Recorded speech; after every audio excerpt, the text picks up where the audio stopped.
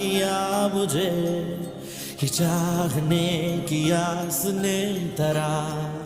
মাহিলী ক'ৰ পৰা কিমান টকা উপাৰ্জন কৰে অভিনেত্ৰী সানী লিঅ'নীয়ে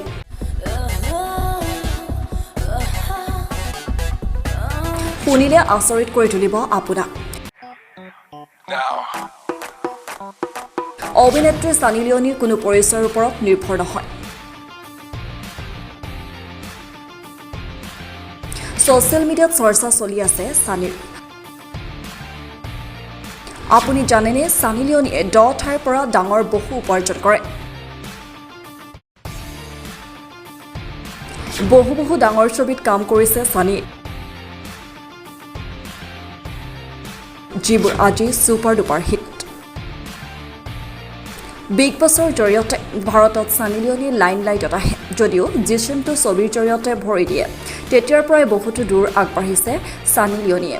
আজি তেওঁকো মহোৎসৱত চলচ্চিত্ৰত উপস্থিত অনুভৱ কৰাইছে বলিউড যথেষ্ট চাহিদা থকা সানী লিঅ'নীয়ে দক্ষিণৰ চিনেমাতো কাম কৰিছে আপুনি জানেনে সানী লিঅ'নীৰ উপাৰ্জন কিমান সানী লিঅ'নীয়ে এটা বা দুটা নহয় 10ৰ পৰা 10টা ব্যৱসায় চম্ভালিছে ইয়াৰ পৰা তেওঁ কোটি টকা উপাৰ্জন কৰে জানি লওক কোন 10টা ঠাইৰ পৰা সানী লিঅ'নীয়ে কোটি টকা উপাৰ্জন কৰে লগতে অভিনেত্ৰীগৰাকীৰ মুঠ সম্পত্তি মাচুলৰ সবিশেষ জানি লওক সানী লিঅ'নীৰ মাচুল আৰু নিজৰ প্ৰতিবেদন অনুসৰি সানী লিঅ'নীৰ এখন ছবিৰ বাবে আনুমানিক 2 কোটি টকা লয় তেওঁৰ সম্পত্তিৰ পৰিমাণ প্ৰায় 115 কোটি টকা 2018 চনত নিজাকৈ কসমেটিক ব্ৰেণ্ড যাৰ নাম ষ্টাৰ ষ্টাফ ইয়াৰ পৰা সানী লিঅ'নীয়ে বহু টকা উপাৰ্জন কৰে